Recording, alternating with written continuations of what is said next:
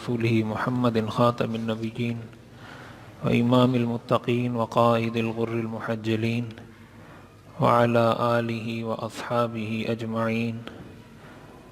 أما بعد فأعوذ بالله من الشيطان الرجيم. بسم الله الرحمن الرحيم. لقد كان لكم في رسول الله أسوة حسنة لمن كان يرجو الله واليوم الآخر وذكر الله كثيرا. صدق اللہ العظیم.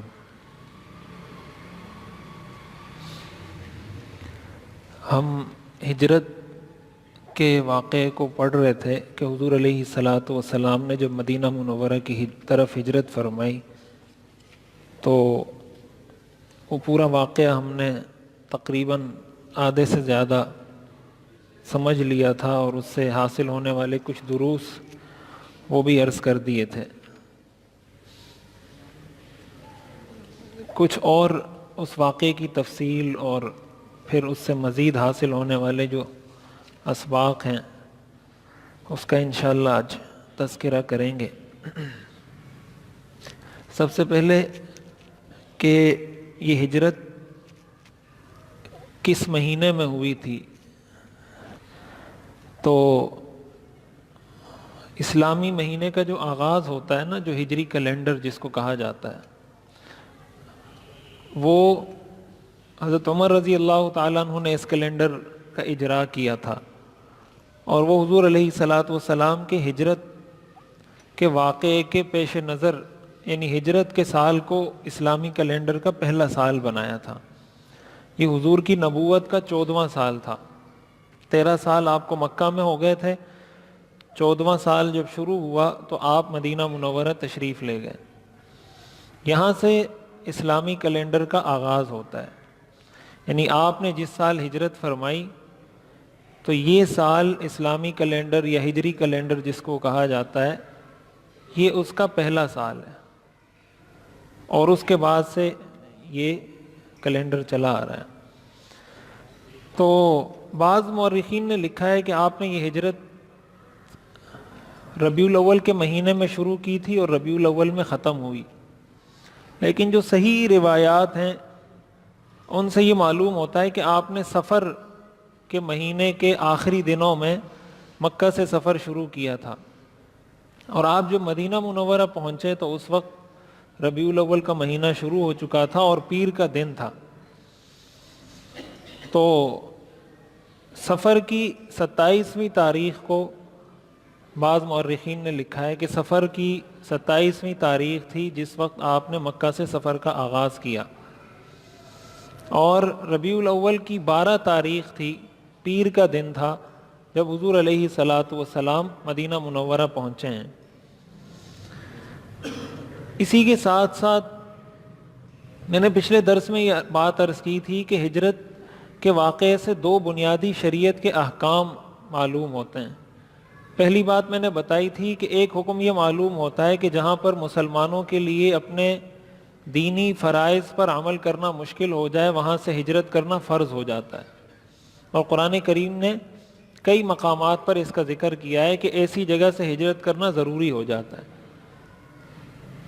دوسرا حکم جو اس سے ہمیں معلوم ہوتا ہے ہجرت کے واقعے سے، جو مفسرین نے ذکر کیا ہے ہجرت کی آیات کے ضمن میں اور اس کی ذیل میں، وہ یہ ہے کہ مسلمانوں پر ایک دوسرے کی مدد اور ایک دوسرے کی نصرت یہ بھی ضروری ہے. حضور علیہ الصلاۃ والسلام اور صحابہ نے جب مکہ سے ہجرت کی تو جو انصار تھے، جن کو انصار کہا جاتا ہے، یہ انصار کا جو لفظ ہے یہ ناصر کی جمع ہے. ناصر عربی میں مدد کرنے والے کو کہتے ہیں اور انصار کا مطلب ہوتا ہے بہت سارے مدد کرنے والے. تو ان کا نام ہی، ان کا لقب ہی انصار ہے. انصار کا مطلب مدد کرنے والے صحابہ.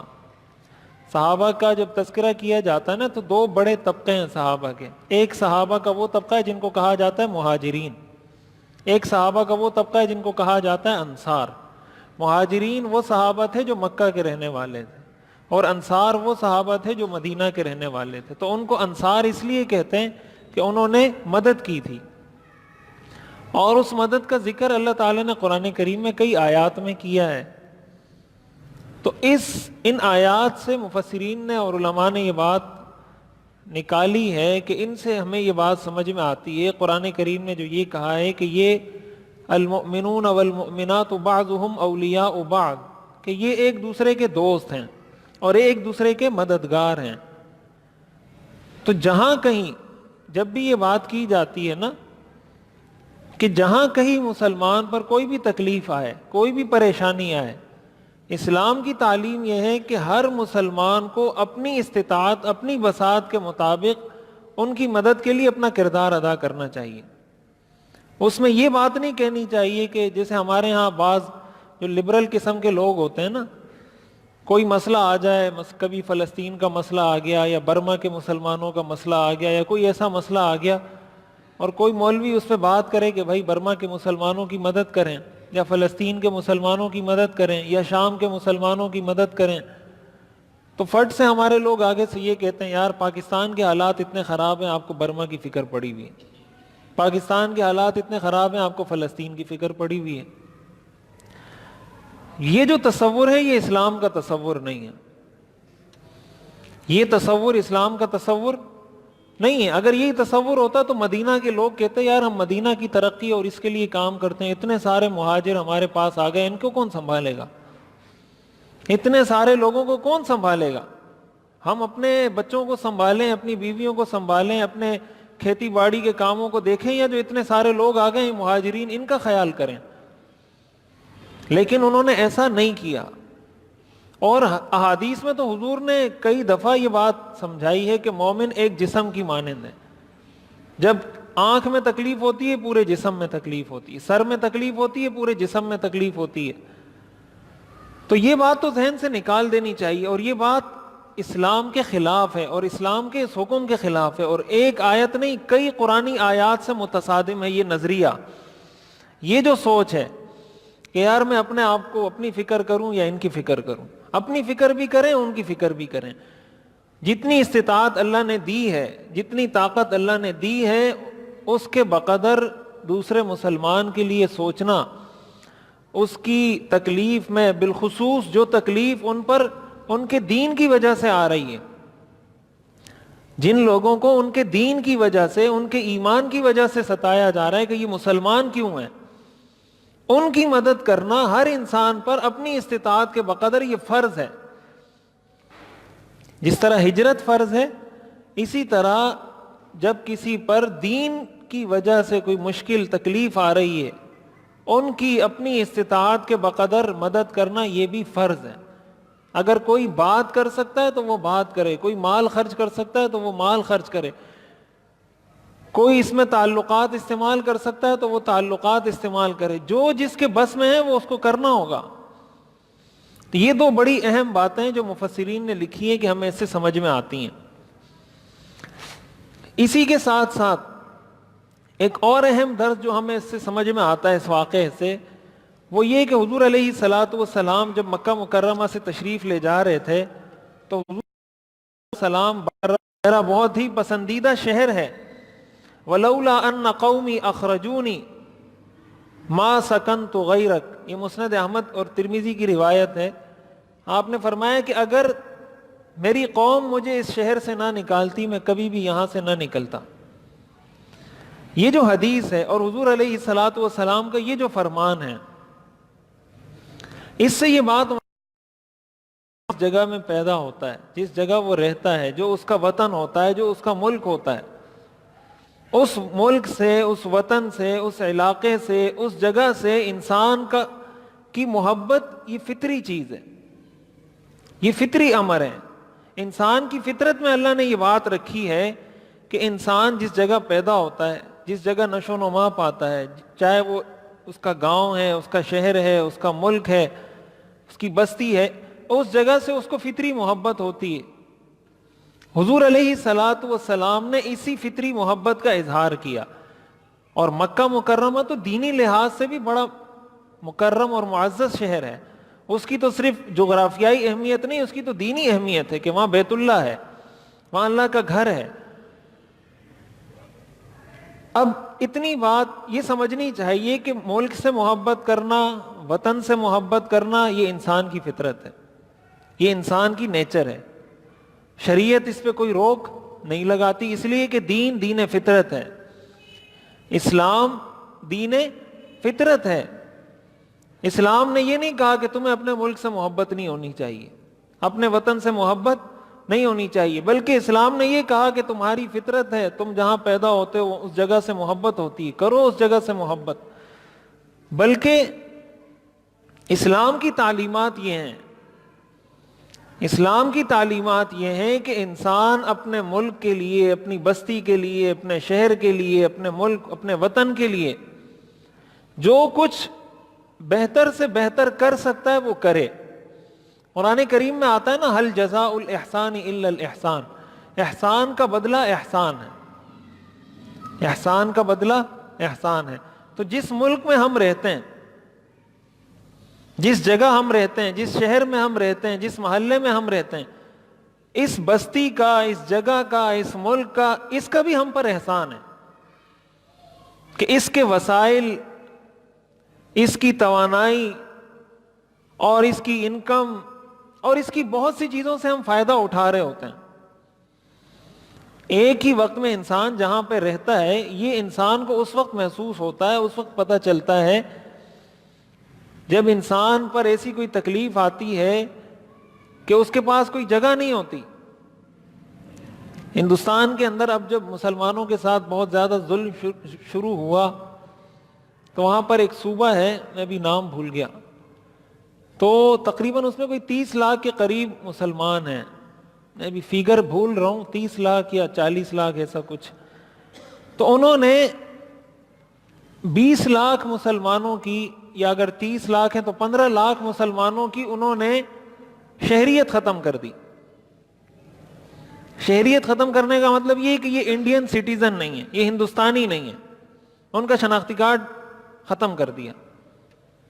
اب جب ان کا شناختی کارڈ ختم کر دیا تو اب اس کا مطلب وہ ہندوستانی بھی نہیں ہے، وہ بنگلہ دیش بھی اس کو ایکسیپٹ نہیں کرے گا، وہ کہے گا یہ بنگلہ دیشی نہیں ہے، پاکستان ایکسیپٹ نہیں کرے گا، یہ پاکستانی نہیں ہے۔ اب وہ بالکل سمجھے بغیر بے سہارا، ایک قسم کی ظاہری لحاظ سے بالکل بے سہارا رہ گئے کہ اب ان کو جب وہ چاہیں وہاں سے نکال دیں، ان کا سارا کاروبار ختم، ان کا بزنس ختم، ان کی جائیدادیں ختم، سب کچھ ختم ہو گیا نا۔ آپ کا اگر کاروبار ہے، آپ کی دکان ہے، آپ کی جائیداد ہے، وہ تو آپ کے نام سے ہوگی، آپ کے شناختی کارڈ پر ہوگی، شناختی کارڈ آپ کا ختم کر دیا، سب کچھ ختم ہو گیا۔ تو یہ جب انسان کے پاس نہیں ہوتی نا یہ نعمت، پھر اس کو احساس ہوتا ہے کہ یار یہ کتنی بڑی نعمت ہے، ایک آزاد ملک کا شہری ہونا یہ کتنی بڑی نعمت ہے، اور یہ ہمارے لیے کتنی، اس کی ہمیں قدر کرنی چاہیے۔ تو اس لحاظ سے اسلام کی بھی یہی تعلیم ہے کہ انسان اپنے ملک کی قدر بھی کرے، اس کی ترقی کے لیے اپنا کردار بھی ادا کرے، اس کے دفاع کے لیے اپنا کردار ادا کرے، جو کچھ اس کی بہتری کے لیے کر سکتا ہے وہ کرے۔ ایک بات یہاں یہ سمجھنی چاہیے، بعض لوگ ایک روایت ذکر کرتے ہیں حب الوطن من الایمان، کہ ایمان، وطن کی محبت ایمان کا حصہ ہے۔ یہ حدیث صحیح نہیں ہے، یہ حدیث ثابت نہیں ہے۔ حب الوطن من الایمان، یہ جو ذکر کی جاتی ہے بطور حدیث کہ وطن کی محبت ایمان کا حصہ ہے، یہ حدیث غلط ہے، یہ حدیث نہیں ہے۔ لیکن فی نفسہ وطن سے محبت ہونا یہ شریعت کے منافی نہیں ہے، یہ شریعت کے منافی نہیں ہے۔ قرآن کریم میں آتا ہے وَلَوْ أَنَّا كَتَبْنَا عَلَيْهِمْ أَنِ اقْتُلُوا أَنفُسَكُمْ أَوِ اخْرُجُوا مِنْ دِيَارِكُمْ مَا فَعَلُوهُ إِلَّا قَلِيلٌ مِّنْهُمْ۔ منافقین کے بارے میں اللہ فرماتے ہیں کہ اگر ہم ان پر یہ بات لازم کر دیں کہ تم اپنے آپ کو قتل کرو، جیسے بنی اسرائیل کو حکم تھا، یا ہم ان پہ یہ بات فرض کر دیں اخرجوا من دیارکم، کہ اپنے ملک اور اپنے وطن کو چھوڑ کے نکل جاؤ، تو اللہ فرماتے ہیں ما فعلوه الا قلیل منہم، ان میں سے بہت کم لوگ یہ کام کریں گے، یعنی نہیں نکلیں گے اپنے ملک، اپنے وطن سے اللہ کے لیے نہیں نکلیں گے۔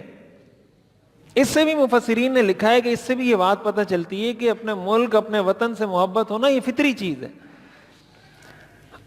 اب شریعت ہمیں جو سکھاتی ہے وہ ہمیں اعتدال سکھاتی ہے، درمیانہ کذالک جعلناکم امۃ وسطا، اللہ فرماتا ہے ہم نے تم کو درمیانی امت بنایا۔ اسلام اعتدال کا درس دیتا ہے، بیلنس رکھتا ہے۔ اب دیکھیں اس فطری محبت کا تقاضا ہے کہ انسان اس ملک کی ترقی کے لیے، اس کے دفاع کے لیے، اس کو آگے لے جانے کے لیے کردار ادا کرے۔ شریعت اجازت نہیں دیتی بلکہ اس کی ترغیب دیتی ہے کہ ایسا کرنا چاہیے، لیکن ایک حد، ایک لمٹ ایسی آتی ہے جہاں پر وطن کی محبت اللہ کی محبت کے مقابلے میں آ جاتی ہے۔ ایک طرف اللہ کا حکم ہے، ایک طرف وطن کی محبت ہے۔ جس طرح حضور علیہ الصلاۃ والسلام کے دل میں ایک طرف مکہ کی محبت تھی، دوسری طرف اللہ کا حکم تھا کہ اس وطن، اس ملک کو چھوڑ کے جائیں۔ اب وطن کی محبت اور اللہ کے حکم اور اللہ کی محبت کا ٹکراؤ آ گیا، مقابلہ آ گیا۔ جہاں ان دو چیزوں کا تصادم آ جائے اس وقت اللہ کے حکم کو ترجیح ہوگی، اس وقت جو اللہ کا حکم ہوگا، جو اسلام کی تعلیمات ہوں گی، اس کو ترجیح ہوگی۔ اگر اللہ کا حکم حضور کو تھا کہ آپ مکہ کو چھوڑ کے نکلیں، حضور مکہ کو چھوڑ کے نکل گئے، آپ نے اظہار بھی کیا کہ مجھے بہت محبت ہے مکہ سے، لیکن اللہ کا حکم ہے بس میں جا رہا ہوں۔ صحابہ کو اپنے ملک، اپنے وطن سے محبت تھی، لیکن جب اس محبت کے مقابلے میں اللہ کا حکم آیا تو اللہ کی محبت میں انہوں نے اپنا ملک قربان کر دیا۔ اس سے ہمیں کیا معلوم ہوتا ہے کہ دین کے لیے، اللہ کے حکم کے لیے انسان کو ہر قربانی دینی پڑے گی۔ اللہ کے حکم کے مقابلے میں حدیث شریف میں آتا ہے نا، لا یؤمن احدکم حتی اکون احب الیہ من والدہ وولدہ والناس اجمعین، تم میں سے کوئی شخص اس وقت تک مومن نہیں ہو سکتا یہاں تک کہ میں اس کی نظر میں اس کے والد سے، اس کی اولاد سے اور دنیا کے سارے لوگوں سے زیادہ محبوب نہ ہو جاؤں۔ اس کا کیا مطلب؟ دنیا کی ساری چیزوں اور سارے لوگوں سے مطلب اللہ کا حکم اور رسول کا حکم آ گیا تو اس کے مقابلے میں ساری چیزیں قربان کرنی پڑیں گی۔ صحابہ کرام نے یہ کام کیا تھا۔ صحابہ کرام کو جو کمال حاصل ہوا، جو اتنا بڑا مقام حاصل ہوا، وہ یہ اس وجہ سے کہ انہوں نے اللہ کے لیے سب کچھ قربان کیا ہے۔ کسی چیز کی قربانی سے انہوں نے کبھی انکار نہیں کیا، دریغ نہیں کیا۔ تو یہ بھی بڑی اہم بات ہے جو سمجھنی چاہیے۔ اور یہاں اس کے ساتھ میں یہ بات بھی عرض کروں کہ دیکھیں، یہ ہم پاکستان میں رہتے ہیں، پاکستان ایک اسلامی ملک ہے، ایک آزاد ملک ہے۔ اس حدیث کی روشنی میں ہمیں محبت بھی ہونی چاہیے اپنے ملک سے، اور جب محبت ہوگی تو ظاہر ہے پھر آپ اس کی ترقی کے لیے کام بھی کریں گے۔ اگر کوئی شخص یہ کہتا ہے کہ مجھے ملک سے تو محبت ہے اور اس کی ترقی میں اس کا کوئی کردار نہیں ہے، اس کا مطلب یہ اپنی اس بات میں جھوٹا ہے۔ اگر اس کو ملک سے محبت ہے، اس نے اس ملک کی ترقی کے لیے کیا کیا، بہتری کے لیے کیا کیا؟ اگر اپنا اس کا کوئی کردار نہیں ہے، کوئی رول پلے نہیں کر رہا معاشرے کے اندر، اس کا مطلب یہ احسان کا بدلہ احسان کے ساتھ نہیں دے رہا۔ ہمارے لوگ، میں اس پہ کئی دفعہ بات کر چکا ہوں، ہمارے لوگ اپنی ذاتی تھوڑے سے مفادات کے لیے ملک چھوڑ کے چلے جاتے ہیں۔ کسی کو اگر 20-30 ہزار روپے تنخواہ باہر ملک میں زیادہ مل رہی ہے، یہاں اس کو تنخواہ کم مل رہی ہے، اس کو اس سے کوئی غرض نہیں ہے کہ اگر میں یہاں رہوں گا، میں نے یہ ڈگری حاصل کی ہے یا میری یہ فیلڈ ہے یا میں اس میں کام کروں گا، اس سے میرا ملک آگے جائے گا۔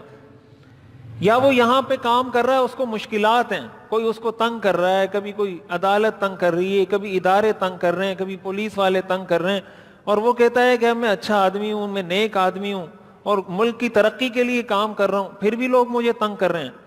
تھوڑا سا کوئی مسئلہ ہوتا ہے وہ ملک چھوڑ کے چلے جاتے ہیں۔ تو یہ پسندیدہ عمل نہیں ہے، پسندیدہ طریقہ نہیں ہے۔ آپ اگر کوئی اچھا کام کر رہے ہیں، اس میں تو آپ کو مشکل، رکاوٹ تو آئے گی، اس مشکل کو آپ برداشت کریں گے تو کامیابی آپ کو ملے گی۔ اگر آپ اس مشکل کو ہی برداشت نہیں کر رہے تو کامیابی آپ کو کیسے ملے گی؟ تو اس چیز کو بھی سیکھنا چاہیے۔ یہ آسان کام نہیں ہوتا، یہ تربیت سے یہ چیز آتی ہے، یہ چیز تربیت سے آتی ہے کہ انسان ناموافق حالات میں، ایک تو ہوتا ہے نا کہ فرینڈلی انوائرمنٹ ہو، فرینڈلی ماحول ہو، آپ کے مزاج کے مطابق ماحول ہو، وہاں کام کیا جائے۔ ایک ہے کہ آپ کو مشکل ہو، تکلیف ہو، پریشانی ہو، پھر آپ کام کریں۔ اس سے اصل انسان کی محبت کا اور اس کی جو کمٹمنٹ ہے یا اس کا تعلق ہے اپنے ملک کے ساتھ، اس سے پتہ چلتا ہے۔ اس لیے یہ چیز سکھانی چاہیے، یہ چیز اپنے عمل میں پیدا کرنی چاہیے۔ اور جب انسان جس جگہ رہتا ہے اس کی محبت بھی ہوگی، اس کی ترقی کے لیے کام کرے گا، تو جب ملک ترقی کرے گا وہ خود ترقی کرے گا۔ جب ملک ترقی یافتہ ہوگا تو وہ انسان خود بھی ترقی کرے گا، اس کی زندگی، اس کی ساری چیزیں بھی بہتر ہوں گی۔ اور یہ اجتماعی سوچ سے یہ چیز آتی ہے۔ جب انسان اجتماعی سوچ رکھتا ہے، اجتماعی مفادات کو ذاتی مفادات پہ ترجیح دیتا ہے، تب یہ چیز انسان کو حاصل ہوتی ہے۔ اسی کے ساتھ ساتھ تیسری بات جو ہمیں سمجھ میں آتی ہے ہجرت کے اس واقعے سے، وہ یہ سمجھ میں آتی ہے کہ اہل حق کے خلاف یا دین کے خلاف ہمیشہ سے کافر اور اسلام دشمن لوگ سازشیں کرتے رہے ہیں۔ حضور علیہ الصلاۃ والسلام کے قتل کا منصوبہ بنایا مشرکین نے۔ حضور علیہ الصلاۃ والسلام اس کی وجہ سے مکہ سے نکل کے مدینہ منورہ تشریف لے گئے۔ یہ سازش تھی نا، یہ کافروں کی کیا تھی؟ سازش تھی جو انہوں نے کی تھی۔ پھر اس پر بس نہیں کیا بلکہ حضور کے سر کی قیمت لگائی، حضرت ابو بکر رضی اللہ تعالیٰ عنہ کے سر کی قیمت لگائی کہ جو لے کر آئے گا، ان کو گرفتار کر کے لائے گا، ان کو 100 اونٹ ہم انعام میں دیں گے۔ اس سے ہمیں کیا بات معلوم ہوتی ہے؟ دیکھیں قرآن کریم نے اس کو کئی مقامات پر ذکر کیا ہے۔ ان الذین کفروا ينفقون اموالهم ليصدوا عن سبیل اللہ، یہ قرآن کی آیت ہے۔ اللہ فرماتے ہیں کافر اپنا مال خرچ کرتے ہیں تاکہ لوگوں کو اللہ کے راستے سے روکیں۔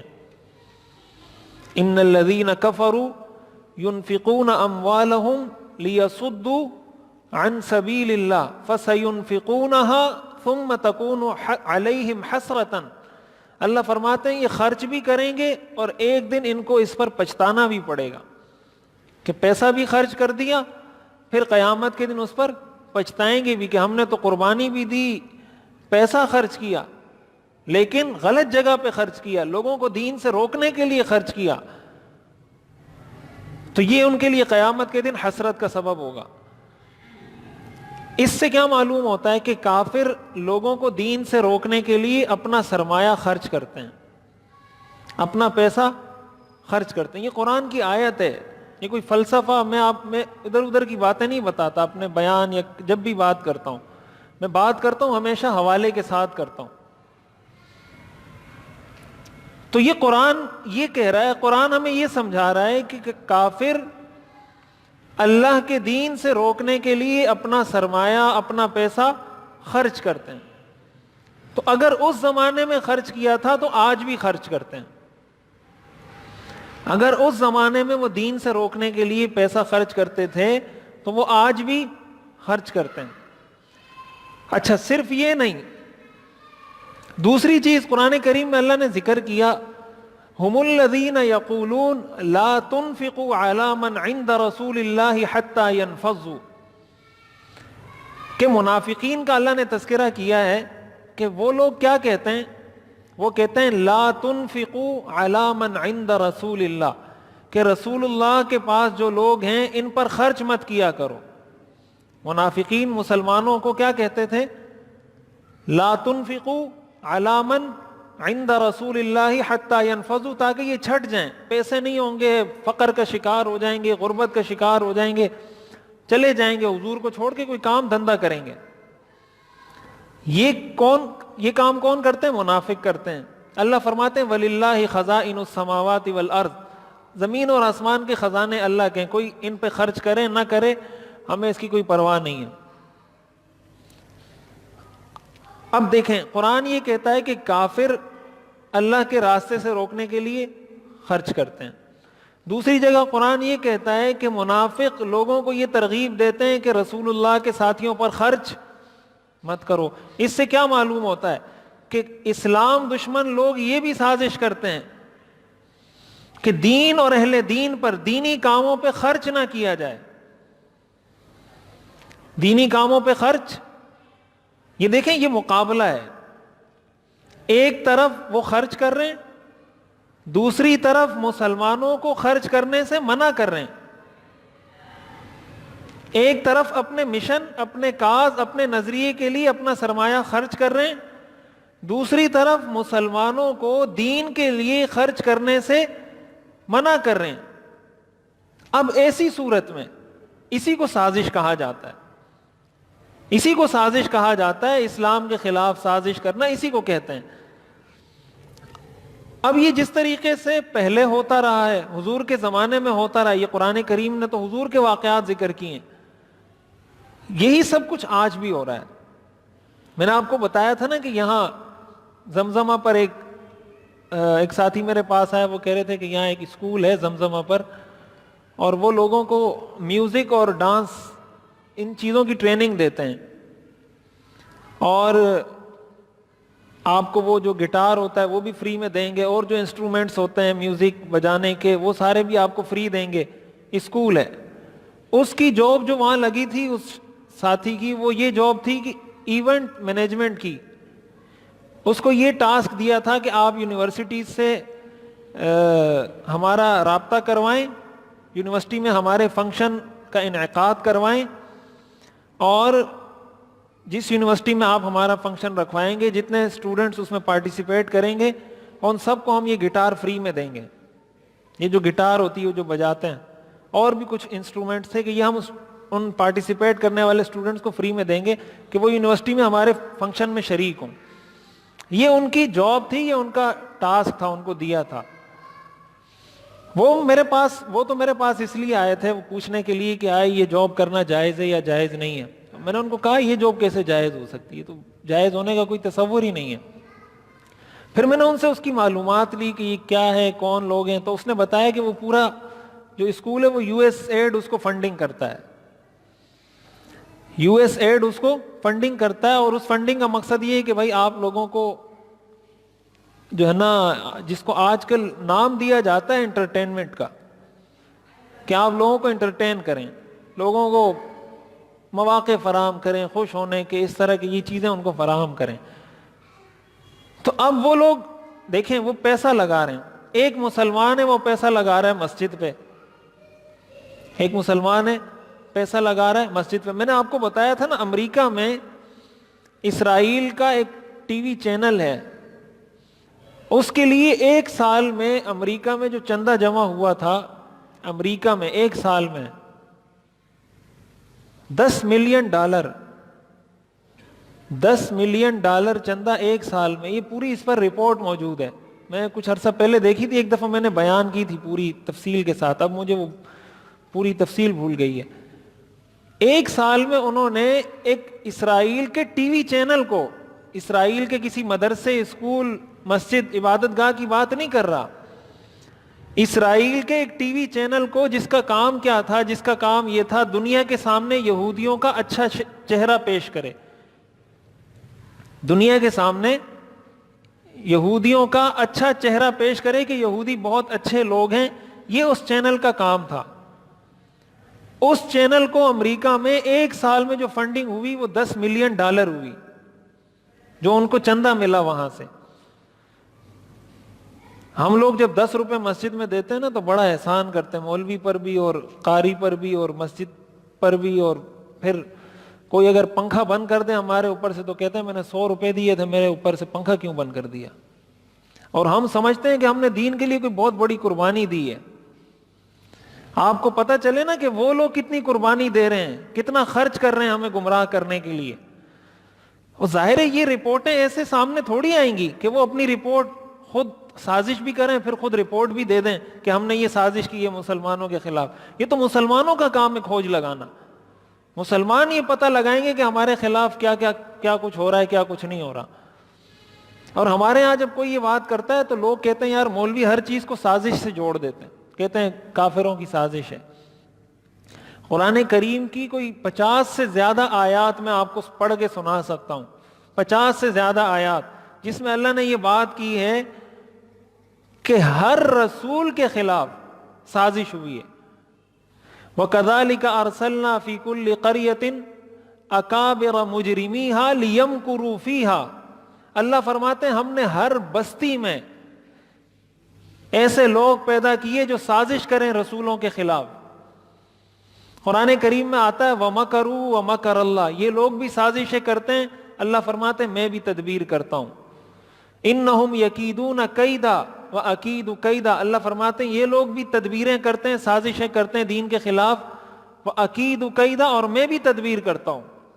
فَمَهِّلِ الْكَافِرِينَ أَمْهِلْهُمْ رُوَيْدًا. تو آپ ان کو مہلت دیں, آپ ان کو زیادہ چھیڑے نہیں, مہلت دیں. یہ بھی سازشیں کر رہے ہیں, میں بھی کر رہا ہوں, میں تدبیر کر رہا ہوں, یہ سازشیں کر رہے ہیں. پتہ چل جائے گا کس کی تدبیر کامیاب ہوتی ہے اور کس کی کامیاب نہیں ہوتی.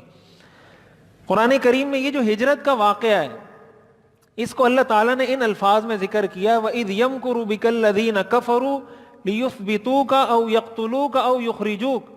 کہ جب کافر آپ کے خلاف سازش کر رہے تھے کہ یا تو آپ کو قید کر لیں یا آپ کو قتل کر دیں یا آپ کو مکہ سے نکال دیں. وَيَمْكُرُونَ وَيَمْكُرُ اللَّهُ. یہ بھی سازشیں کر رہے تھے, اللہ فرماتے ہیں میں نے بھی تدبیر کی تھی. یہ ساری آیات سے ہمیں یہ بات معلوم ہوتی ہے اور قرآن نے یہ بات ذکر کی ہے. اگر ہم اس چیز کا انکار کر دیں تو قرآن کی اس آیت کا کیا مطلب ہے کہ کافر لوگ اللہ کے راستے سے روکنے کے لیے پیسہ خرچ کرتے ہیں؟ کیا مطلب ہے اس آیت کا؟ قرآن کی اس آیت کا کیا مطلب ہے کہ منافقین کہتے ہیں اللہ کے رسول کے ساتھیوں پر خرچ مت کرو؟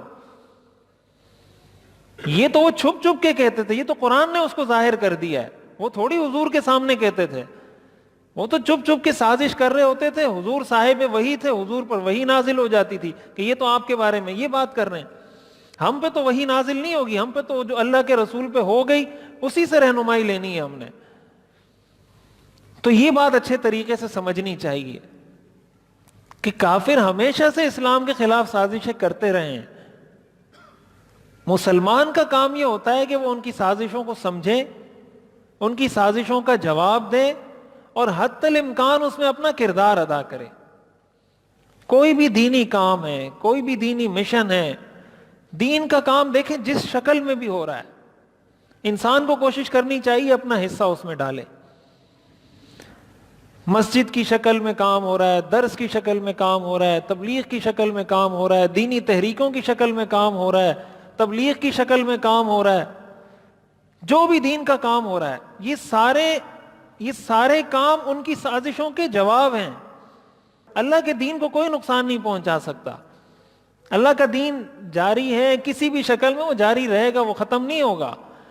اصل قیامت کے دن ہم سے پوچھا جائے گا کہ تم اپنے دماغ سے سوچتے تھے یا میڈیا کے دماغ سے سوچتے تھے, تم اپنے دماغ سے سوچتے تھے یا اپنے دشمن کے دماغ سے سوچتے تھے. یہ ہم سے پوچھا جائے گا. یہ سیرت کا بہت بڑا درس ہے. دیکھیں میں آپ کو اس زمانے کی چیز کو آج کے زمانے میں فٹ کر کے بتاتا ہوں. حضور علیہ الصلوۃ والسلام کے دور میں اگر میڈیا ہوتا,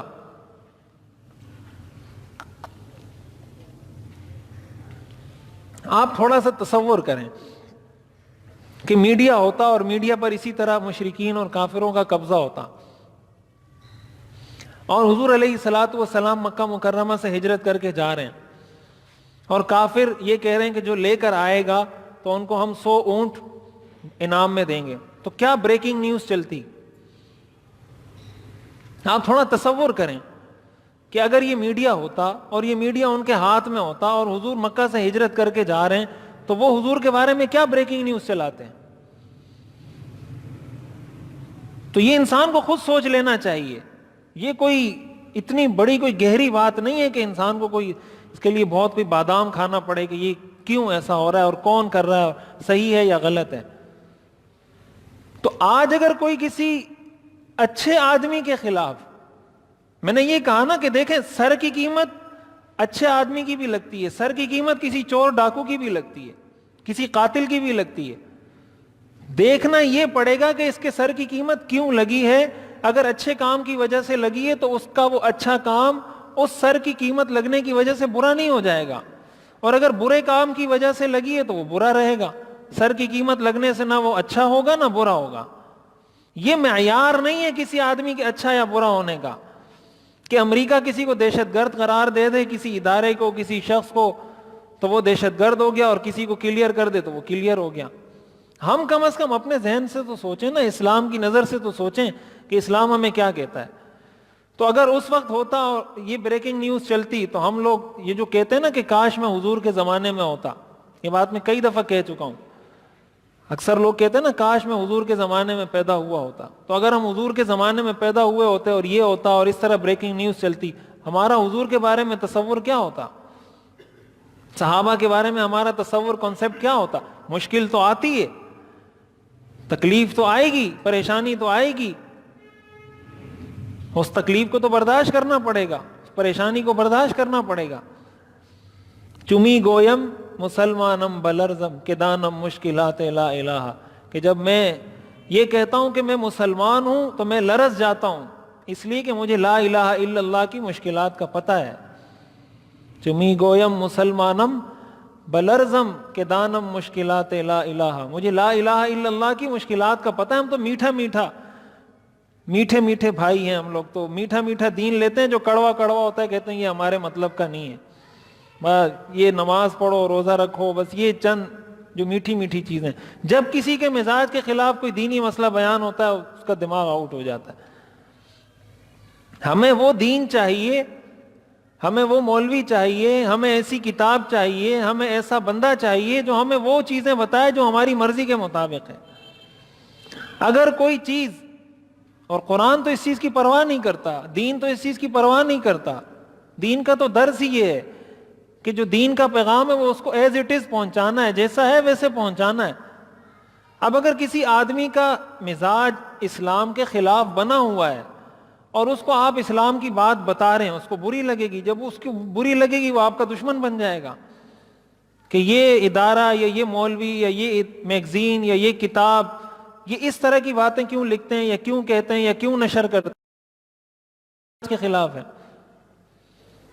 ہم اصل میں اس چیز میں پڑ چکے ہیں، اس چیز سے ہمیں نکلنا ہوگا، ہمیں دین کو اپنانا ہوگا، جس کو دین صحیح کہے۔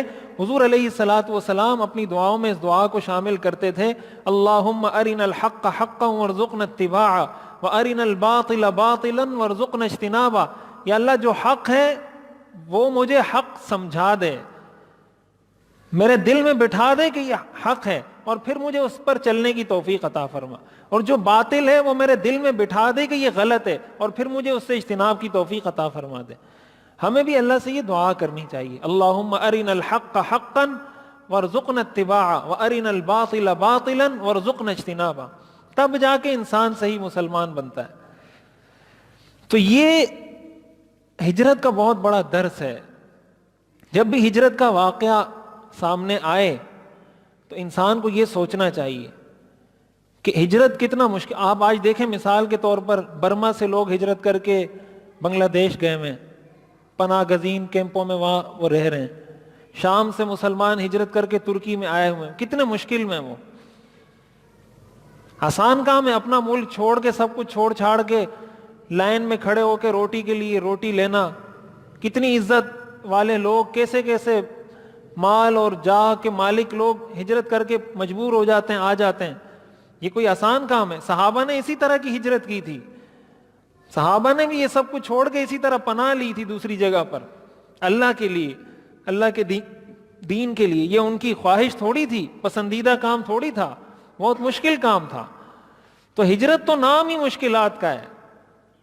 تو جب یہ ہجرت کا واقعہ ذہن میں آئے تو یہ چیز ہمیشہ ذہن میں رکھنی چاہیے کہ کافروں نے ہمیشہ سازش کی ہے، اس لیے حضور مکہ سے تشریف لے کر گئے، اور ہمیشہ یہ سازشیں ہوتی رہیں گی، اور ہم نے ان سازشوں کا توڑ کرنا ہے، ہم نے ان سازشوں کا جواب دینا ہے۔ اسی کے ساتھ ساتھ ایک بڑی اہم بات جو اس ہجرت کے واقعے سے ہمیں سمجھنے کو ملتی ہے وہ یہ کہ جب انسان کوئی بڑا ہدف حاصل کرنا چاہتا ہے، جب کوئی بڑا ہدف اس کے سامنے ہوتا ہے، کوئی ویژن ہوتا ہے، کوئی اس کی زندگی کا مقصد ہوتا ہے، اس کے لیے وہ پوری ٹیم تیار کرتا ہے۔ حضور علیہ الصلوۃ والسلام نے جب ہجرت کی، آپ کا مدینہ منورہ بحفاظت پہنچنا یہ بہت بڑا ہدف تھا آپ کا، کہ میں بحفاظت مدینہ منورہ پہنچ جاؤں۔ آپ نے اس کے لیے پوری ورکنگ کی، ورکنگ کرنے کا مطلب یہ کہ آپ نے حضرت ابو بکر کو ساتھ لیا، پھر حضرت عامر ابن فہیرہ، میں تفصیل پہلے عرض کر چکا ہوں، حضرت عامر کی ذمہ داری لگائی، حضرت اسما کی ذمہ داری لگائی، عبداللہ ابن اریقط کو اجرت پر لیا، یہ سارے کام آپ نے کیے۔ عبداللہ ابن ابی بکر کو آپ نے کہا کہ آپ نے ہمیں خبریں پہنچانی ہے، پوری ٹیم تیار کی، جو آدمی جس کام کا اہل تھا اس کو وہ سپرد کیا کہ تم نے خبریں پہنچانی ہے، تم نے کھانا پہنچانا ہے، تم نے سواری پہنچانی ہے، تم نے راستہ دکھانا ہے، ہر ایک کو اس کا ٹاسک، اس کا ہدف دے دیے کہ تم نے یہ کام کرنا ہے۔ تو جب کوئی بڑا مقصد حاصل کیا جاتا ہے اس کے لیے ٹیم ورکنگ بہت ضروری ہوتی ہے۔ ایک آدمی اپنی ذات میں کچھ بھی نہیں ہوتا، اصل کام اس وقت ہوتا ہے جب اس کے ساتھ کوئی ٹیم ملتی ہے، اس کے ساتھ لوگ جڑتے ہیں۔ دیکھیں حضور علیہ الصلاۃ والسلام کی شخصیت بہت بڑی تھی، اللہ تعالیٰ آپ کی حفاظت معجزانہ طور پر ہر طریقے سے کر سکتے تھے، اور اللہ نے کی بھی، یہ تو حضور نے اسباب اختیار کیے تھے، ورنہ آپ کے گھر کے باہر لوگ کھڑے ہوئے، آپ ان کے سامنے سے نکل رہے ہیں، تو اللہ نے حفاظت کی، معجزانہ طور پر اللہ نے حفاظت کی۔ لیکن حضور نے یہ اسباب اختیار کر کے ہمیں یہ سکھایا کہ حضور علیہ الصلاۃ والسلام ایک انسان اور بشر ہونے کے ناطے یہ سب کام خود نہیں کر سکتے تھے۔ یعنی ایسا تو نہیں ہو سکتا تھا کہ حضور خبریں بھی خود اپنے آپ کو پہنچائیں، کھانا بھی خود اپنے آپ کو پہنچائیں، بکریاں بھی خود وہاں جا کے خود چرائیں، یہ کام حضور تو نہیں کر سکتے تھے۔ حضور کو ایک ایسا شخص چاہیے تھا جو ان کو خبریں پہنچاتا، حضور کو ایک شخص ایسا چاہیے تھا جو ان کو کھانا پہنچاتا، حضور کو ایک شخص ایسا چاہیے تھا جو اس کے نشانات قدم کو مٹاتا، ایک شخص حضور کو ایسا چاہیے تھا جو آپ کی رہنمائی کرتا، آپ کو راستہ بتاتا، یہ سارے لوگ حضور کو چاہیے تھے۔ جب یہ سب کچھ ہوا تو حضور علیہ الصلاۃ والسلام نے اپنا کام مکمل کیا۔ جب دینی کام ہوتا ہے نا، اس میں انسان کو ٹیم بن کر، ٹیم ممبر بن کر اپنا حصہ شامل کرنا چاہیے۔ کوئی بھی دینی کام ہے، یہی بات میں ہر وقت عرض کرتا رہتا ہوں، جب آپ اس ٹیم کا حصہ بن جاتے ہیں نا، اس پورے نظام کا حصہ بن جاتے ہیں، آپ کو اس پورے کام میں حصہ ڈل جاتا ہے۔ کوئی بھی کام ہو رہا ہے، آپ اس میں جو کردار ادا کر سکتے ہیں، مثال کے طور پر دیکھیں نا، تبلیغی جماعت ہے، وہ کہیں جاتی ہے تو کسی کی ذمہ داری لگتی ہے کہ آپ نے اعلان کرنا ہے، کسی کی ذمہ داری لگتی ہے کہ آپ نے بیان کرنا ہے، کسی کی ذمہ داری لگتی ہے کہ آپ نے کھانا پکانا ہے، کسی کی ذمہ داری لگتی ہے کہ آپ نے باہر سے سامان لے کر آنا ہے، کسی کی ذمہ داری لگتی ہے کہ آپ نے گشت کرنا ہے۔ یہ ٹیم ورک ہے نا۔ اب اعلان کرنے والا بھی اپنی جگہ اتنا ہی اہم ہے جتنا بیان کرنے والا اہم ہے، کھانا پکانے والا بھی اپنی جگہ پر اتنا ہی اہم ہے جتنا بیان کرنے والا اہم ہے، بازار سے سودا خرید کر لانے والا بھی اپنی جگہ اتنا اہم ہے جتنا بیان کرنے والا اہم ہے۔ اگر یہ ٹیم ورک نہ ہوتا، یہ بیان نہ ہوتا، یہ ٹیم ورک اگر نہیں ہوتا تو بیان کرنے والا بیان کرتا یا اپنے کھانے کی فکر کرتا، یہ بیان کرنے والا بیان کرتا یا جا کے وہاں سے اپنے لیے سودا سلف خرید کر لاتا۔ یہ ایک مثال بتا رہا ہوں آپ کو، جب دینی کام ہوتا ہے وہ ایسا ہی ہوتا ہے۔ اس میں انسان کو سوچنا چاہیے کہ یار یہ ایک دینی کام ہو رہا ہے، اس میں اپنا حصہ کیسے شامل کر سکتا ہوں کہ تاکہ میں اس ٹیم کا حصہ بن جاؤں، جو کام میری استطاعت میں ہے، میں کام کر سکتا ہوں وہ کام میں کروں، تاکہ دوسرا کام جو اصل ہدف ہے وہ اچھے طریقے سے حاصل ہو۔ اگر ایک ہی شخص نے 10 کام ایک ساتھ کرنے ہوں اور اس نے ہدف بھی حاصل کرنا ہو تو وہ کیسے کام کرے گا؟ یہ نہیں ہو سکتا، یہ اللہ کے فطری بنائے ہوئے نظام کے خلاف ہے۔ حضور علیہ الصلاۃ والسلام نے اپنے اس عمل سے ہمیں یہ بات سکھائی ہے، اور یہ چیز سمجھنی بھی چاہیے اور اس کو اپنی پریکٹیکل لائف میں اور عملی زندگی میں لانا بھی چاہیے، تب جا کر انسان کو اس کا وہ ہدف حاصل ہوتا ہے اور ہر آدمی اس میں برابر کا شریک ہوتا ہے۔ ایک ادارے میں اگر کوئی شخص کام کر رہا ہے، کوئی مینیجر ہے، کوئی مزدوری کر رہا ہے، کوئی بوریاں اٹھا رہا ہے، کوئی گاڑی چلا رہا ہے، کوئی گیٹ پہ چوکیدار کھڑا ہوا ہے، کوئی صفائی کر رہا ہے، یہ سارے جب ملتے ہیں تو وہ ادارہ یا کمپنی چلتی ہے۔ کوئی بھی شخص یہ نہیں کہہ سکتا کہ اس کی ہمیں کوئی ضرورت نہیں ہے، مزدور کی ہمیں ضرورت نہیں ہے، گاڑی چلانے والے کی ہمیں ضرورت ڈرائیور اپنی جگہ اہم ہے، مزدور اپنی جگہ اہم ہے، مینیجر اپنی جگہ اہم ہے، صفائی کرنے والا اپنی جگہ اہم ہے. جب یہ سب کچھ ہوگا تو کمپنی کی وہ پروڈکٹ نکلے گی جس مقصد کے لیے وہ کمپنی بنی ہے. ان میں سے کوئی ایک چیز بھی مسنگ ہوگی، کمپنی اپنی پروڈکٹ تیار نہیں کر سکتی، اپنا کام نہیں کر سکتی. حضور علیہ الصلوۃ والسلام نے ہمیں یہ بات سکھائی ہے اور اس کو ہمیں اپنانا چاہیے. اسی کے ساتھ ساتھ ایک چیز یہ بھی سمجھ میں آتی ہے کہ جس آدمی کے جو کام مناسب ہو اس کو وہ کام دینا چاہیے. یعنی ایک آدمی مثال کے طور پر کمپوزنگ اچھی کر سکتا ہے اور آپ اس کو یہ کہیں کہ آپ جا کے جو ہے نا بازار سے جو پرچیزنگ ہوگی وہ آپ نے کرنی ہے، حالانکہ آپ کو پتا ہے کہ پرچیزنگ کوئی اور بھی کر لے گا، یہ آدمی کمپیوٹر پہ اچھا کام کر سکتا ہے. تو جب وہ کمپیوٹر پہ اچھا کام کر سکتا ہے آپ اس کو یہاں پہ بٹھائیں. پرچیزنگ کے لیے جو آدمی پرچیزنگ اچھی کر سکتا ہے اس کو بھیجیں. جو آدمی گاڑی اچھی چلا سکتا ہے اس کو آپ بٹھا دیں کمپیوٹر پہ، جو آدمی کمپیوٹر اچھا چلا سکتا ہے اس کو آپ بٹھا دیں گاڑی پہ. یہ جب اذان شروع ہوئی نا اسلام میں، جب اذان کا آغاز ہوا، حضرت عبداللہ ابن زید رضی اللہ تعالیٰ عنہ ایک صحابی ہیں، انہوں نے خواب دیکھا تھا. اذان کی ابتدا ایسے ہوئی تھی کہ حضور علیہ الصلوۃ والسلام نے صحابہ سے مشورہ کیا کہ اب صحابہ کی تعداد بڑھ رہی ہے، ہم لوگوں کو نماز کے لیے کیسے جمع کریں. صحابہ نے مختلف مشورے دیے. کسی نے کہا کہ ہم وہ بجائیں گے، وہ جو ڈول ہوتا ہے وہ بجائیں گے زور زور سے تاکہ لوگوں کو پتہ چلے اور لوگ نماز کے لیے آئیں. کسی نے مشورہ دیا کہ ہم پہاڑ پہ چڑھ کے آگ جلائیں گے، سارے صحابہ دور سے دیکھ لیں گے کہ آگ جل رہی ہے، وہ نماز کے لیے آ جائیں گے. کسی نے یہ مشورہ دیا غالباً حضرت عمر نے کہ ہم گلیوں میں چکر لگائیں گے اور گلیوں میں چکر لگا کے زور زور سے بولیں گے الصلاۃ جامعۃ الصلاۃ جامعۃ، کہ جماعت کھڑی ہونے والی ہے. گلیوں میں پھر پھر کے یہ اعلانات کریں گے، لوگ نماز کے لیے آ جائیں گے. مختلف لوگوں نے مختلف مشورے دیے. کسی نے کہا وہ بغل بجائیں گے، وہ جو بڑا سا ہوتا ہے یہ نصارہ کی علامت تھی. حضور نے فرمایا کہ کوئی مجوسیوں کی علامت ہے، کوئی یہودیوں کی علامت ہے، کوئی آپ کو پسند نہیں آیا کہ یار یہ چیزیں ہم اختیار کریں، اس میں مشابہت ہے، اس لیے کہ کوئی چیز یہودی اپنی عبادت کے لیے استعمال کرتے ہیں، کوئی عیسائی. آپ نے فرمایا یہ بات ٹھیک ہے کہ گلیوں میں چکر لگاؤ، الصلاۃ جامعۃ، گلیوں میں یہ اعلان کرتے رہو کہ جماعت کھڑی ہونے والی ہے. بس اس طرح آغاز ہو گیا. حضور علیہ الصلوۃ والسلام کو اس کا انتظار تھا. حضرت عبداللہ ابن زید رضی اللہ تعالیٰ عنہ حضور کے ایک صحابی ہیں، انہوں نے خواب دیکھا. ایک دفعہ دیکھا، دو دفعہ دیکھا کہ ایک فرشتہ ان کے پاس آیا اور ان کے پاس یہی جو بجانے کا جو ہوتا ہے وہ ڈول کہتے ہیں کیا اس کو، وہ چیز تھی ان کے پاس. تو حضرت عبداللہ ابن زید کہتے ہیں میں نے ان کو کہا کہ خواب میں یہ آپ مجھے دے دیں. تو اس نے پوچھا کہ کیا کرو گے؟ میں نے کہا ہم اس کے ذریعے لوگوں کو نماز کے لیے بلائیں گے. تو انہوں نے کہا کہ میں آپ کو اس سے بہتر کوئی چیز نہ بتاؤں؟ تو وہ صحابی کہتے ہیں میں نے کہا بتائیں. تو انہوں نے وہ سارے کلمات جو اذان جو ہم پڑھتے ہیں یہ اذان ان کو سکھائی اس صحابی کو کہ یہ کہا کرو، یہ زیادہ اچھا طریقہ ہے. جب صبح ہوئی حضور علیہ الصلوۃ والسلام کی خدمت میں آئے عبداللہ ابن زید اور کہا کہ میں نے رات کو اس طرح خواب دیکھا ہے. تھوڑی دیر میں حضرت عمر رضی اللہ تعالیٰ عنہ آ گئے، انہوں نے کہا میں نے بھی یہی خواب دیکھا ہے جو انہوں نے دیکھا ہے. حضور نے فرمایا کہ بس یہی طریقہ ہے، آئندہ ہم نماز کے لیے انہی الفاظ کے ساتھ بلائیں گے. پھر حضور نے حضرت عبداللہ ابن زید کو حکم دیا کہ جا کے حضرت بلال کو یہ کلمات سکھائیں. اذان حضرت بلال دیں گے.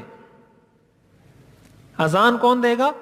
حضرت بلال. آپ نے فرمایا فَإِنَّهُ أَنْدَى صَوْتًا، اس لیے کہ ان کی آواز اونچی ہے، ان کی آواز بلند ہے. اب دیکھیں یہاں یہ بات سمجھنے کی کہ خواب دیکھنے والے صحابی حضرت عبداللہ ابن زید ہیں، خواب دیکھنے والے صحابی حضرت عمر ہیں. اس لحاظ سے اگر دیکھا جائے تو ان کا زیادہ حق بنتا تھا کہ وہ مؤذن بنتے. حضرت عبداللہ ابن زید کا حق زیادہ بنتا تھا کہ خواب انہوں نے دیکھا تھا. حضرت عمر کا حق زیادہ بنتا تھا، خواب حضرت عمر نے دیکھا تھا. حضور نے فرمایا تم جا کے حضرت بلال کے کان میں بولو، حضرت بلال یہ کلمات اذان کے طور پہ کہیں گے. تو حضور کے جو مؤذن بنے وہ حضرت بلال بنے، حضرت عبداللہ ابن زید نہیں بنے. اس سے کیا معلوم ہوتا ہے کہ جس آدمی کے جو کام مناسب ہو اس کو وہ کام سپرد کیا جائے. جو آدمی جس کام کا اہل ہو اس کو وہ کام سپرد کیا جائے. حضور علیہ الصلوۃ والسلام نے ہجرت سے ہمیں یہ چیز سکھائی ہے. حضرت عبداللہ ابن ابی بکر کے بارے میں آپ کو پتا تھا کہ یہ خبریں اچھی طریقے سے جمع کر کے ہمیں سنا سکتے ہیں. حضرت اسما کے بارے میں پتا تھا کہ یہ ہمیں کھانا پکا کر لا کے دے سکتی ہیں. عامر ابن فہیرہ کے بارے میں پتا تھا کہ یہ بکریاں چرا سکتے ہیں, یہ نشانات قدم مٹا دیں گے. عبداللہ ابن اریقط کے بارے میں پتا تھا کہ اس کو راستے کا معلوم ہے تو اس کو راستے کے لیے رکھ لیا. جس آدمی کے جو کام مناسب تھا اس کو وہ حوالے کر دیا, سارا کام اچھے طریقے سے ہو گیا. یہ بھی اسلام کا درس ہے. ہم لوگ اس طرح کی جو ترتیب والی چیزیں ہوتی ہیں نا, یا مینجمنٹ سے اس کا تعلق ہوتا ہے یا انتظام سے تعلق ہوتا ہے, ہم کہتے ہیں شاید اس کا اسلام سے کوئی لینا دینا ہی نہیں ہے. یہ تو ہم کہتے ہیں بس یہ ہمارا اپنا پرسنل مسئلہ ہے, ہمارا ذاتی مسئلہ ہے, ہم ایسے کریں یا ایسے کریں. ایسا مسئلہ نہیں ہے. ہم جب یہ کہتے ہیں اسلام مکمل ضابطۂ حیات ہے, مکمل ضابطۂ حیات تو تب بنے گا جب یہ چیزیں ہوں گی اسلام میں. اور اگر آپ اسلام کو صرف نماز, روزہ, حج, زکوٰۃ ان چیزوں کا نام بنا دیں گے, اس کو تو مکمل ضابطۂ حیات نہیں کہتے. تو جب بھی کوئی انتظامی کام ہو, دیکھیں انسان کے گھر میں اولاد ہے, اس کے بیٹے ہیں. اب ہر بیٹے کو اللہ نے الگ صلاحیت دی ہے. اب گھر کی ذمہ داری کون سا بیٹا برداشت کر سکتا ہے, گھر کا انتظامی کام کون اچھے طریقے سے چلا سکتا ہے. مثال کے طور پر آپ کو پتا ہے کہ میرا یہ بیٹا ڈیلنگ میں بہت اچھا ہے, آپ اس کو کہیں بھائی بجلی کا بل بھی آپ نے بھرنا ہے, گیس کا بل بھی آپ نے بھرنا ہے, فلاں جگہ سے جو سودا سلف ہے وہ بھی آپ نے کرنا ہے, یہ سارے کام آپ نے کرنے. دوسرے بیٹے کے بارے میں آپ کو پتا ہے کہ یار یہ تعلیمی لحاظ سے بڑا اچھا ہے, اس کو تعلیم کی بڑی معلومات ہیں, تو آپ کہیں بھائی ان کی جتنی تعلیمی جو مسائل ہیں, ان کے ٹیچر سے ملنا ہے, ان کے اسکول جانا ہے, ان سے پوچھنا ہے, ان کی ڈائری چیک کرنی ہے, فلاں فلاں, یہ سارا کام آپ نے کرنا ہے. اب اگر آپ اس کے الٹ کر دیں گے کہ وہ تعلیم والے کو آپ نے بھیج دیا دکان, اور دکان والے کو آپ نے بھیج دیا ڈائریاں چیک کرنے پہ, تو کام تو خراب ہوگا نا. اور یہ جو خراب ہوا ہے یہ اسلام کے اس حکم کی خلاف ورزی کی, یہ اسلام کا حکم ہے, یہ اسلام کی تعلیم ہے. جس آدمی کے اسی طرح صلاحیتیں, کوئی آدمی انجینئر بن سکتا ہے, کوئی آدمی ڈاکٹر بن سکتا ہے, کوئی آدمی اچھا عالم بن سکتا ہے, کوئی آدمی کسی اور فیلڈ میں اچھا کام کر سکتا ہے. جس کے بارے میں آپ سمجھتے ہیں کہ یہ کام اس کے زیادہ مناسب ہے یا اس کا کام دماغ اس کام میں زیادہ چلتا ہے, اس کو اس کام میں لگائیں. جب وہ اس کام میں لگے گا اس کو ہاں تربیت ساتھ ساتھ کریں, تربیت تو ضروری ہے, تربیت کے بغیر تو یہ تعلیم کچھ بھی نہیں ہے. تو یہ بھی اسلام کا بہت بڑا درس ہے جو ہمیں ہجرت کے واقعے سے سیکھنے کو ملتا ہے. اسی کے ساتھ ساتھ معجزات پر ایمان لانا. حضور علیہ الصلاۃ والسلام کو بہت سے معجزات ظاہر ہوئے. معجزات کا مطلب ہوتا ہے ایک ایسا کام جو اسباب کے درجے میں ممکن نہ ہو اور وہ ہو جائے. بعض لوگ ہمارے ایسے اسکالر بہت سے ایسے گزرے ہیں, سر سید احمد خان اور اس طرح کے بہت سے لوگ جو معجزات کا انکار کرتے تھے کہ معجزات کی کوئی حقیقت نہیں ہے, اور ہر معجزے کو سبب کے ساتھ جوڑ دیتے تھے کہ وہ اصل میں یہ تھا. جیسے حضرت موسیٰ علیہ السلام کی لاٹھی ہے کہ انہوں نے لاٹھی ماری تو وہ دریا میں راستے بن گئے, یا انہوں نے لاٹھی پھینکی تو وہ سانپ بن گیا, تو وہ اس کی بھی کوئی نہ کوئی لاجک بیان کرتے تھے کہ اصل میں ایسا ہوا تھا, پھر ایسا ہوا, پھر ایسا ہوا, اس لیے سانپ بن گیا. اس میں کوئی کمال کی بات نہیں ہے.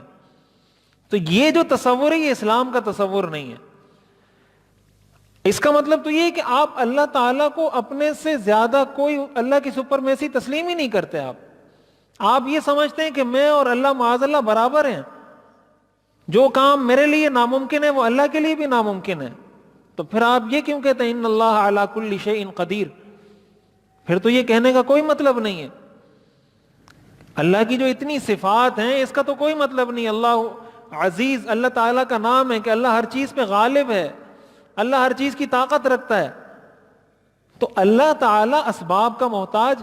یہ جتنے معجزات ہیں نا کہ حضرت ابراہیم علیہ السلام نے چھری پھیری, چھری نے کام نہیں کیا, حضرت ابراہیم کو آگ میں ڈالا گیا, آگ نے کام نہیں کیا, حضرت موسیٰ نے لاٹھی پھینکی, وہ سانپ بن گئی, حضرت موسیٰ نے سمندر پہ لاٹھی ماری, اس میں 12 راستے بن گئے.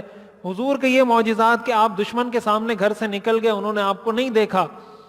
اسی طرح بعض روایات میں یہ بھی آتا ہے کہ جب آپ غار میں چلے گئے تو کبوتر نے آپ کے غار کے اوپر جالا تن دیا. تو اتنی جلدی اس پہ جالا تن دینا یہ اللہ کی طرف سے ہے.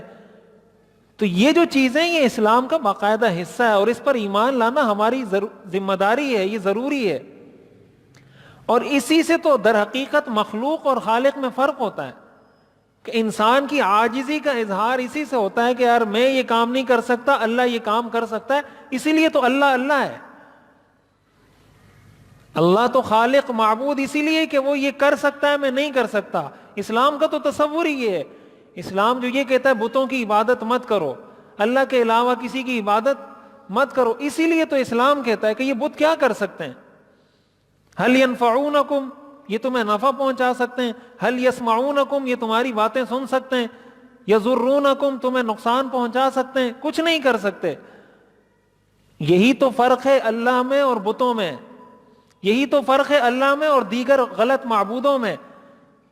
اللہ نے اسی وجہ سے تو منع کیا ہے کہ اللہ کے علاوہ کسی کو سجدہ نہیں کرو، کسی کی عبادت نہیں کرو، کہ یہ بھی انسان ہے تمہاری طرح یا یہ پتھر ہیں، اور میری اس لیے کرو کہ میں ان سے زیادہ طاقت رکھتا ہوں۔ تو جب آپ کہتے ہیں نہیں میں معجزات کو مانتا ہی نہیں ہوں، اس کا مطلب آپ نے تو اپنے اور اللہ کو برابر کر دیا،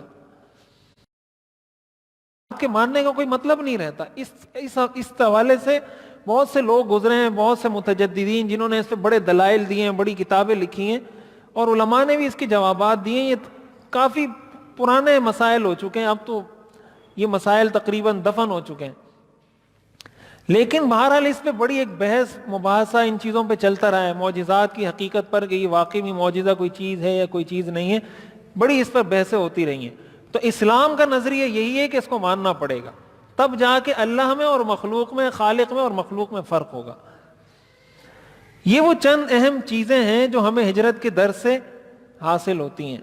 میں اس کا خلاصہ عرض کر دیتا ہوں، جو باتیں میں نے عرض کی ہیں کہ کیا کیا باتیں آج ہم نے سمجھی ہیں۔ سب سے پہلی بات جو ہم نے سمجھی وہ یہ کہ مسلمان ایک دوسرے کی مدد کریں، یہ مسلمانوں کی دینی ذمہ داری ہے، نمبر ایک۔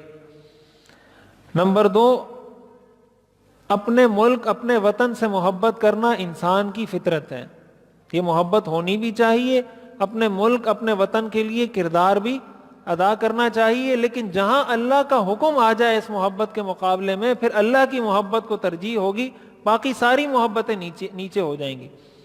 یہ دوسری بات۔ تیسری بات کہ اہل حق کے خلاف اور دین کے خلاف باطل قوتوں نے ہمیشہ سے سازش کی ہے اور ہمیشہ سازش کرتے رہیں گے۔ حضور کے خلاف بھی سازش کی، اس لیے آپ نے ہجرت کی، اور ہمیشہ یہ سازشیں ہوتی رہیں گی۔ مسلمان کا کام یہ ہے کہ وہ اپنے دشمن کے دماغ سے سوچنے کے بجائے قرآن کے دماغ سے، قرآن کے نقطہ نظر سے اس سازش کو سمجھے کہ قرآن اس کے بارے میں کیا کہتا ہے، دین اس کے بارے میں کیا کہتا ہے، اور پھر سمجھے کہ یہ سازش ہے، یہ سازش نہیں ہے۔ اسی کے ساتھ ساتھ میں نے یہ بات بتائی کہ کسی کے سر کی قیمت لگ جانا، کسی کو دہشت گرد قرار دے دیا جانا، یہ اس کے اچھے یا برا ہونے کی دلیل نہیں، یہ معیار نہیں ہے۔ معیار اس کی ذمہ دار، اس کا کردار ہے۔ اس کا کردار اگر ٹھیک ہے، ساری دنیا غلط کہے وہ ٹھیک ہے، اس کا کردار غلط ہے، ساری دنیا ٹھیک کہے وہ غلط ہے۔ پانچویں بات میں نے یہ عرض کی کہ بڑا ہدف حاصل کرنے کے لیے انسان کو ٹیم ورک کرنا پڑتا ہے، تو ہمیں یہ کوشش کرنی چاہیے جب دینی کام ہو ہم اس دینی کام کا، کوئی بھی دینی کام ہے، اس کی ٹیم کا حصہ بنیں۔ جب ہم اس کا حصہ بنیں گے تو ہمارا بھی اس کام میں حصہ ہو جائے گا اور ہدف اچھے طریقے سے حاصل ہوگا۔ چھٹی بات میں نے یہ عرض کی کہ جو آدمی جس کام کا اہل ہو وہ کام اس کے سپرد کیا جائے، جو آدمی جس کام کی صلاحیت رکھتا ہو وہ کام اس کے حوالے کیا جائے۔ اور ساتویں بات میں نے عرض کی معجزات کے حوالے سے کہ معجزات پر بھی ایک مسلمان کے لیے ایمان لانا ضروری ہے۔ یہ وہ 7 باتیں ہیں جو ہمیں ہجرت کے واقعے سے سیکھنے کو ملتی ہیں۔ اللہ تعالی ہمیں سمجھنے اور عمل کرنے کی توفیق عطا فرمائے۔ مفتی رشید احمد خورشید صاحب کے بیانات یوٹیوب پہ سننے کے لیے youtube.com/مفتی رشید آفیشیل پر کلک کریں اور سبسکرائب کر کے بیل آئیکن کو پریس کریں تاکہ ہمارے آنے والے نئے بیانات آپ کو بر وقت مل سکیں۔